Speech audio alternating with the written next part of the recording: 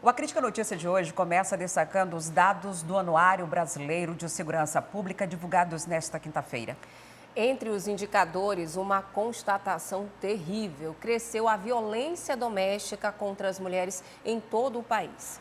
O Igor Damasceno vem ao vivo de Brasília com a gente trazer alguns recortes aí desse extenso documento, mas muito importante para a gente acompanhar esses dados a respeito da segurança pública no país e como anda essa situação toda. Igor, boa noite para você. O que você pode adiantar aí para quem está em casa sobre esse documento? Boa noite a vocês, boa noite a todos que nos acompanham. A situação da segurança pública do país está de mal a pior. Números nada animadores que foram anunciados pelo Anuário Brasileiro de Segurança Pública. Destaque principalmente para as mortes violentas e também para a violência contra as mulheres. A nossa produção preparou uma tabela para exemplificar melhor para o pessoal que está em casa, que está nos assistindo, possa ter também certeza de que a segurança pública não está nada boa. O anuário foi divulgado hoje, mas são referentes aos números de 2023. Vocês vão acompanhar aí o primeiro dado, é a respeito das mortes violentas intencionais, ou seja, pessoas que assassinaram porque quiseram assassinar. Foram mais de 46 mil vítimas em todo o país, segundo o Anuário Brasileiro de Segurança Pública, uma redução de 3% se comparado ao ano de 2022. É um dos poucos dados que apresentam uma redução de violência, mas depois disso a situação vai se complicando. Por exemplo, vocês estão acompanhando aí na tela que o Amapá é o estado mais perigoso do país. O índice é de quase 70 mortes para cada 100 mil habitantes. Na verdade, os estados da região norte e também da região nordeste figuram no topo dessa lista. Amapá em primeiro, Bahia em segundo, Pernambuco em terceiro, fecha esse pódio nada animador. E o estado do Amazonas? O estado do Amazonas é o quinto mais perigoso do país, com mais de 35 mortes para cada 100 mil habitantes, um número também nada animador para os amazonenses. E pior, Manaus é onde se concentra a maior parte dos assassinatos no estado. São mais de 42 mortes para cada 100 mil habitantes na capital amazonense, ou seja, a cidade mais perigosa do estado e uma das mais perigosas da região norte, segundo o anuário. Nós também separamos um outro dado que diz a respeito dos números policiais, a vitimização policial. Chamou a atenção o número de policiais que tiraram a própria vida no ano passado. Foram 118 casos em todo o ano de 2023, um aumento de 26% se comparado a 2022. E é um número praticamente equiparado ao número de assassinatos de policiais, ou seja, policiais que foram assassinados.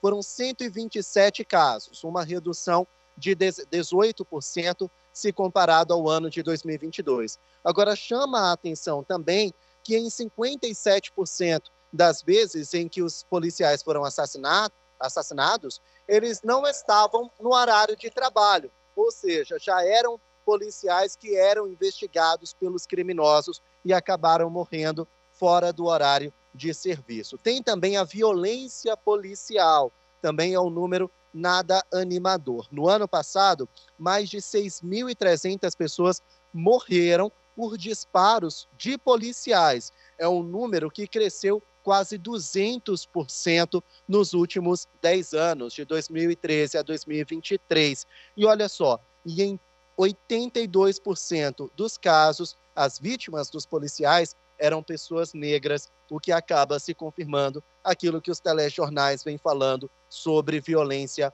policial.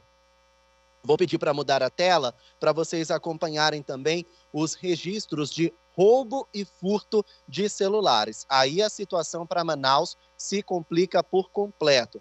Manaus é a cidade brasileira onde há mais casos de roubos e furtos de aparelhos telefônicos. Foram mais de 2.000 registros a cada 100 mil habitantes, ficando à frente de cidades muito maiores, como, por exemplo, São Paulo. São Paulo é a terceira cidade com mais casos de roubos e furtos de aparelhos telefônicos. A lista fica com Manaus em primeiro, Teresina, São Paulo, Salvador e Lauro de Freitas, a primeira cidade que não é uma capital, mas que está ali no top 5 dessa lista nada animadora. E detalhe, pessoal, a marca preferida dos criminosos é Samsung. Você que está assistindo a TV A Crítica, a Crítica Notícia em casa, tem um Samsung. Olha, guarda bem ele, protege, porque essa é a marca preferida dos criminosos. Mais de 30% dos roubos e furtos de aparelhos telefônicos no país foram dessa marca, viu? E olha só, a gente está falando de um aumento na criminalidade, né? Mortes violentas, policiais assassinados, aparelhos telefônicos roubados ou furtados, e isso acontece num contexto onde aumentou a verba para a segurança pública. O financiamento em todo o ano de 2023 foram 137 bilhões de reais, um aumento de 5% se comparado ao ano de 2022. Ou seja, houve mais investimentos para a segurança pública, mas foi considerado ineficiente, insuficiente, porque não deu conta de conter a violência no país. Aí agora a gente entra num dado que é o mais preocupante de todos, pessoal.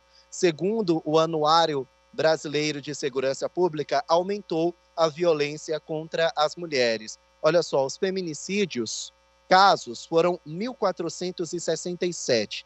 1.467 mulheres que foram assassinadas, vítimas de feminicídio no ano de 2023. 1% a mais do que o ano de 2022. E as agressões, mais de 260 mil mulheres foram agredidas, um aumento de quase 10%. Estupro, 84 mil mulheres foram estupradas no ano de 2023. Só para a gente ter uma ideia, uma mulher é estuprada no país a cada 6 minutos, aumento de 6% se comparado ao ano de 2022. Tem também as importunações, principalmente importunação sexual, o crime de stalking, que é aquele crime de perseguição, o homem que não deixa a mulher em paz, foram 77 mil casos, um aumento de 34%. Violência psicológica, 38 mil casos, 33% de aumento. E ameaças, quase 1 milhão de mulheres foram ameaçadas em 2023, um aumento de 16%. E quem são essas vítimas? 52% das mulheres são negras, as mulheres vítimas de violência são negras. E olha o dado mais triste de todos, mais ou menos 62% das mulheres vítimas de violência não têm nem 13 anos. São crianças as maiores vítimas desse país. Qual é o perfil dos agressores? 63% são os parceiros, ou seja, homens que estão casados com as mulheres, convivem com elas dentro de casa. 21% são ex-parceiros, aqueles que não se conformam com o fim do relacionamento e praticam agressão, violência psicológica, ameaça, tentativa de feminicídio ou até mesmo assassinato das mulheres. E em 64% dos crimes contra as mulheres foram dentro de casa, ou seja, o local que era para ser o mais seguro é, na verdade, o pior, o mais inseguro para as mulheres. Então, dados nada animadores no contexto de violência doméstica para as mulheres, segundo o Anuário Brasileiro de Segurança Pública. Agora vem uma outra situação preocupante. A gente acabou de analisar aí os dados contra as mulheres e viralizou nas redes sociais um posicionamento do presidente Lula aqui no Palácio do Planalto contra as mulheres. Um pronunciamento meio absurdo do presidente. Ele estava reunido com industriais e com ministros do governo federal para falar de desenvolvimento do setor. Em um dado momento, o presidente falou que, na maioria das vezes, os casos de violência contra as mulheres acontecem depois de uma partida de futebol. Qual é o contexto disso? O agressor, não satisfeito pelo time de futebol que perdeu, descarrega a raiva em cima da mulher, segundo esse dado que foi falado pelo presidente da República. E aí, ele soltou uma pérola absurda que eu vou preferir que vocês mesmos ouçam. Vamos ouvir. Hoje eu fiquei sabendo de uma notícia triste, eu fiquei sabendo que tem pesquisa que mostra que depois do jogo de futebol aumenta a violência contra a mulher. Inacreditável. Se o cara é corintiano, tudo bem. como eu. Um absurdo, né? Totalmente fora da casinha. O presidente Lula já tinha acesso aos dados do Anuário Brasileiro de Segurança Pública, sabia muito bem que a segurança brasileira não estava nada favorável, principalmente em relação às mulheres, e em vez de falar que vai combater a criminalidade, em vez de apresentar projetos de políticas públicas, na verdade, ele meio que passa pano para os corintianos que são agressores. Não é o que a gente esperava ouvir do nosso presidente. Está muito longe disso, inclusive. E pasmem, a bancada feminina no Congresso está calada. Volto com vocês aí no estúdio. Tá certo, Igor. Eu acho que a gente... E quem acompanha aqui a Crítica à Notícia há muito tempo, já me viu criticar diversas vezes, quando o presidente era Jair Bolsonaro, falas como essa. E a gente precisa reconhecer uma coisa que é lamentável. Sim. Se fosse Bolsonaro falando exatamente a mesma coisa, tinha órgão internacional, sim, tinha tudo voltado para condenar, para fazer tudo o que essa fala merece de condenação. Mas existe uma hipocrisia guardada no coração de cada um, uma revolta seletiva, que é absurdo essa fala não ter ganho o mundo, não estar em manchetes de todos os principais jornais do mundo, não só do país. Mas, infelizmente, os pesos acabam sendo diferentes nessa hora e não deveriam, porque o cargo é o mesmo. O cargo é o mesmo e nós estamos falando das mulheres como vítimas, né? E não é de hoje, não é de agora. Infelizmente, pelo anuário, a gente consegue constatar que aumenta ainda mais. Os dados são diversos envolvendo desde a violência doméstica, aos casos de abuso sexual, os próprios casos de estupro de vulnerável tem como grande maioria a de vítimas meninas, né?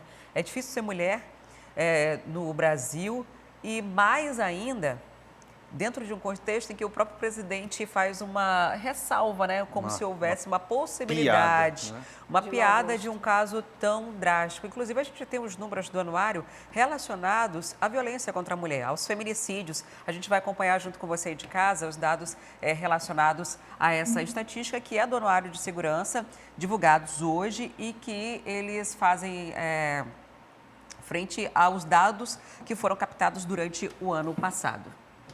Pois são os dados do feminicídio que a gente tem aqui na tela. Houve aumento, né, no número de vítimas de quase aí 1%, a gente tem ali 0,8%, mas no geral, se a gente for analisar de uma forma bem geral esse anuário, a gente vai ver que de forma geral houve um crescimento muito maior, né? Só que a gente está recortando, esmiuçando para tentar mostrar para você aí a realidade.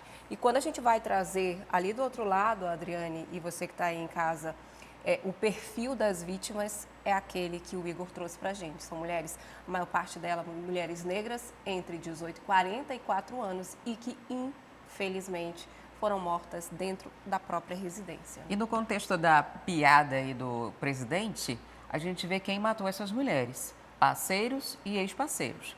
Mais de 80%, 83% foram homens que estavam dentro de um envolvimento íntimo, amoroso com uma mulher ou que estiveram e que decidiram tirar a vida dessas mulheres. Chega ao ponto de você se envolver com alguém e ter que pesquisar a ficha criminal. Como acontece muito comumente. Né? Para ver se minimamente reduz o risco aí de ter uma pessoa que já é reincidente, né? Que já cometeu o mesmo crime. Então, a maior parte dos casos de feminicídios foram cometidos por parceiros ou ex-parceiros, depois vem ali os parentes de primeiro grau. A gente tem um cruzamento que ele não acontece, né? A gente não faz esse cruzamento em relação à identidade das vítimas, mas a gente tem um cenário que ele é preocupante. Você tem crianças sendo a maior parte de vítimas de crimes sexuais e essas crianças, quando crescem, elas são as mortas. Né? Elas vão para esse maior alvo, né, desses crimes. Eu vou até sair aqui um pouquinho da tela aqui, porque eu estou atrapalhando você acompanhar aí de casa, né? Tá aí, você está acompanhando, né? Que o perfil das vítimas, obviamente, 88% do sexo feminino, né? Das vítimas, e os agressores têm como preferência, eu vou usar esse termo, né? Que eu nem gostaria de usar, mas só para melhor entendimento, essas crianças, né? Essas meninas que acabam sendo alvos desse tipo de criminoso, que infelizmente a gente tem aqui esse dado, você consegue acompanhar, que 61% dessas vítimas de crimes sexuais, dessas vítimas de estupros, tem até 13 anos e a gente está contando aqueles que são registrados. Exatamente. Dante, acrescentando a essa sua fala, essa tela que você está acompanhando aí com a gente seja talvez o dado mais assustador desse anuário inteiro, que é um documento bem grande, diga-se por sinal. A gente tem esmiuçado ali até os locais, acredite, tem estupro acontecendo com meninas de até 13 anos dentro de hospital.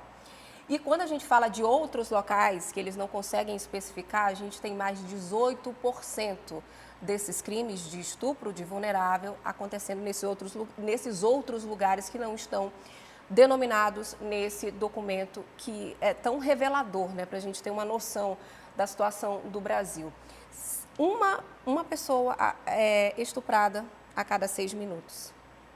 Quer dizer, a gente está falando aqui há muito mais de 6 minutos. A gente está falando aqui há 18 minutos. Pois é. A cada edição do A Crítica Notícia, 10 mulheres vítimas de abuso sexual, de estupro, né? E aí tem esse perfil de muitas crianças e o perfil também de quem comete. Às vezes, quando a gente fala em estupro, se imagina um lugar obscuro em que essas pessoas vão ser vítimas. Mas pelo perfil do abusador, a maior parte é vítima dentro de casa mesmo. São por familiares, são por pessoas conhecidas. Quase 90% dos casos estão relacionados às pessoas que fazem parte do contato íntimo, do ciclo de confiança dessa família ou dessa criança que acaba sendo exposta tantas vezes.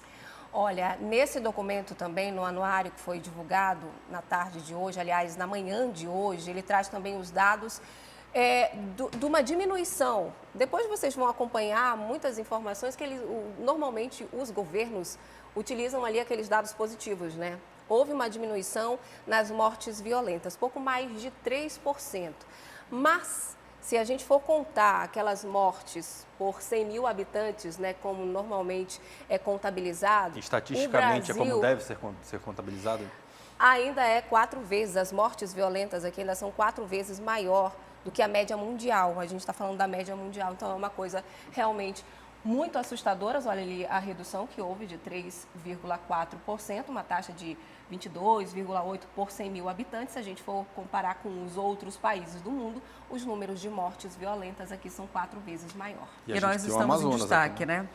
Dos estados com maior incidência tem o Amapá, a Bahia, Pernambuco, o Amazonas está na 5ª posição. Se a gente for levar em consideração a capital Manaus, ali esse índice aumenta consideravelmente, passa para 42,6. Ocuparia nesse ranking aí a terceira posição, né? Se fôssemos considerar apenas a capital. E esse dado é preocupante porque metade da população do Amazonas está na capital. Então acaba tendo uma influência muito grande desses crimes, dessas mortes intencionais. Quando a gente fala em morte intencional, a pessoa que quis matar, de fato, foi vítima de um crime que foi planejado ou não, mas foi executado não por acidente, mas com a intenção de cometer. Eu queria trazer, né, um outro ponto aqui em relação a esse financiamento, ao investimento que é feito em segurança pública, porque se esses dados são alarmantes, tem uma razão de ser.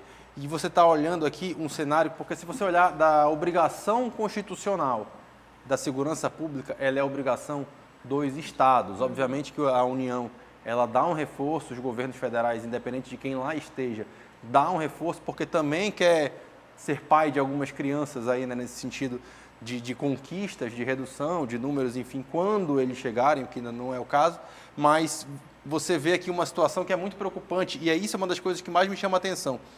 Você vê os municípios aumentando em 13% o investimento, porque claramente os estados não dão conta, os estados aumentam um valor ínfimo de 3,6% de investimento em segurança pública. Se você pegar pelo menos o orçamento do Amazonas, o que aumenta de um ano para o outro, é muito mais do que 3%, e a União aumentando 8,7%.